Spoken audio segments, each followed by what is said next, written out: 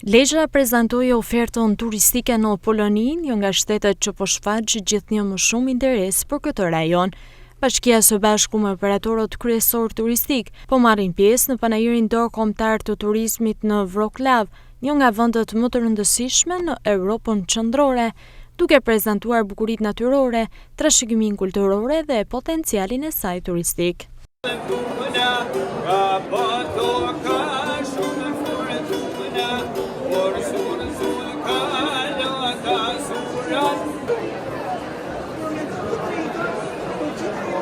Drejtori i turizmit të Bashkinë Lezhë, Renaldo Gjani, thotë se interesi për rajonin e Lezhës është mjaft i lartë, ku vetëm në 2 ditët e para të panajirit, stendat janë vizituar nga mbi 1000 persona.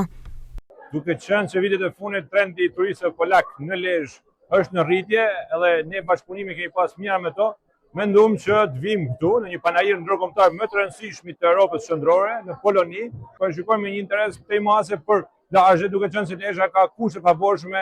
si edhe resortet po i ofrojnë edhe paketat e tyre. Kemi realizuar një paketë përpashë çfarë mund bësh Lezhë në një periudhë të shkurtër të pushimeve të tyre, edhe kanë dhënë një interes rreth mendoj të 1000 vizitorë deri tani, ditën e dytë po vizitojnë, kanë vizituar stendat tona dhe do vazhdojnë edhe ditën tjetër, ditën e nesër në vazhdim.